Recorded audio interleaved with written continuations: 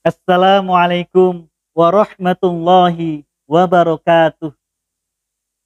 Alhamdulillahilladzi arsala rasulahu bil huda wa dinil haqq liyudhhirahu 'alad dini kullih wa kafa billahi syahida.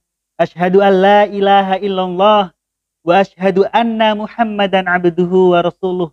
Allahumma shalli wa sallim ala nabiyyina Muhammad wa ala alihi wa ashabihi ajma'in. Amma ba'du. Segala puji bagi Allah. Marilah kita panjatkan rasa syukur kita kepadanya dengan syukur terbaik. Tidak hanya sekedar meyakini dalam hati kita, tidak sekedar terlafaz dalam lisan kita, yang tidak kalah penting dan utamanya adalah termanifestasikan dalam kehidupan kita. Bagaimana kemudian kita bersama-sama berikhtiar untuk menggunakan semua yang melekat dalam diri kita ini untuk beribadah kepada Allah Subhanahu wa Ta'ala. Salawat dan salam semoga selalu tercurahkan kepada junjungan kita Rasulullah Muhammad sallallahu alaihi wasallam. Beliau adalah suri tauladan bagi kita semua. Laqad kana lakum fi Rasulillahi uswatun hasanah.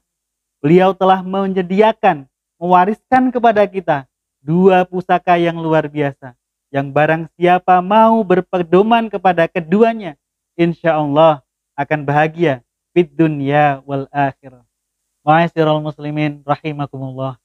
Izinkan saya menyampaikan sedikit ilmu yang telah Allah titipkan kepada saya.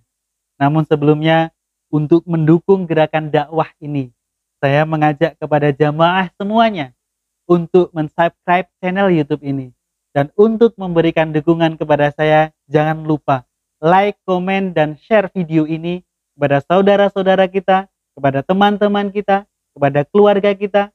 Mudah-mudahan kita semuanya mendapatkan kemanfaatan. Amin, amin ya rabbal alamin. Ma'asyiral muslimin rahimakumullah. Pada hakikatnya kita semua terlahir dalam keadaan yang fitrah. Rasulullah sallallahu alaihi wasallam bersabda, kullu mauludin yuladu alal fitrah. Setiap bayi yang terlahirkan dalam keadaan yang fitrah. Fitrah yang pertama bermakna bahwa Allah Subhanahu wa Ta'ala telah lekatkan dalam diri kita potensi dan juga nurani untuk mudah menerima agama Islam dan mentauhidkan Allah Subhanahu wa Ta'ala. Fitrah yang kedua bermakna bahwa diri kita terlahir dalam keadaan yang bersih, suci, tidak ada sedikit pun kesalahan dan dosa yang melekat dalam diri kita. Pada saat itu, diri kita layaknya setangkai, layaknya segelas air yang bening. Kemudian karena kesalahan kita, kelalaian kita, mungkin salah pergaulan, kita melakukan kesalahan-kesalahan, melakukan kemaksiatan-kemaksiatan yang itu berujung pada dosa yang kemudian kita terima.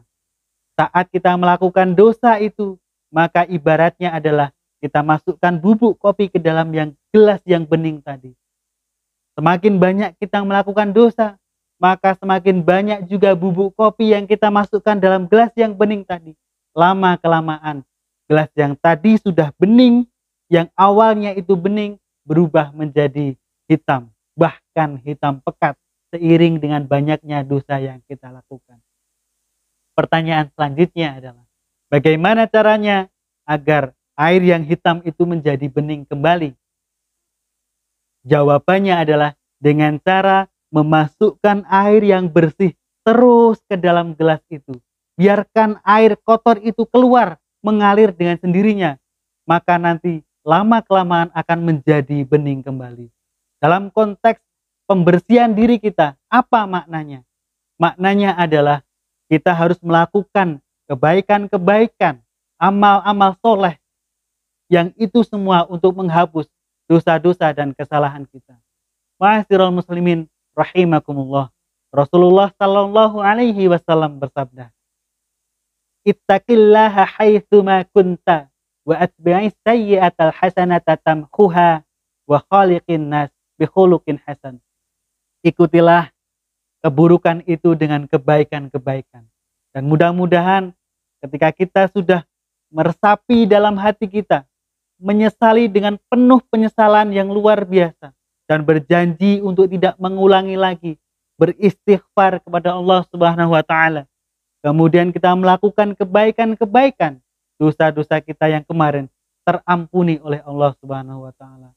Mas, dosa saya sudah terlalu banyak. Saya seringkali bertobat kepada Allah, namun saya seringkali juga mengulangi lagi kesalahan-kesalahan saya. Apakah Allah masih akan mengampuni saya? Masya Allah. Pengampunan Allah itu, ampunan Allah itu tidak ada batasnya. Tidak ada tepinya. Sehingga jangan ragu bagi kita untuk kemudian kembali pada Allah. Terus bertaubat kepada Allah Subhanahu wa taala. Raihan dalam lagunya yang berjudul Mengemis Kasih. Kalau kita semuanya hafal, di sana dijelaskan, digambarkan juga bagaimana kemudian Allah Subhanahu wa taala itu akan dekat dengan kita ketika kita dekat dengan Allah Subhanahu wa taala. Bila selangkahku rapat padamu, 1000 langkah kau rapat padaku. Masya Allah. Allah akan dekat dengan kita ketika kita sudah berniat untuk mendekatkan diri kepada Allah Subhanahu wa taala. Jangan ragu. Kita semua harus melakukan ini semua untuk kebaikan kita bersama-sama. Tekadkan dalam hati, jangan mengulangi kesalahan yang dulu kita lakukan. Biar layar robek, biar kemudi patah. Lebih baik tenggelam daripada putar haluan. Insya Allah ketika kita sudah ada di jalan Allah, insya Allah Allah akan berikan kebaikan-kebaikan bagi kita. Innallaha yuhibbut tawwabina wa yuhibbul mutatahhirin. Sesungguhnya Allah menyukai hamba-hambanya yang bertaubat dan juga menyucikan diri. Ma'asyiral muslimin rahimakumullah. Momentum Ramadan ini menjadi kesempatan bagi kita sebaik-baiknya. Kenapa? Karena setiap amalan yang kita lakukan di bulan Ramadan ini akan dilipat gandakan pahalanya oleh Allah Subhanahu wa taala.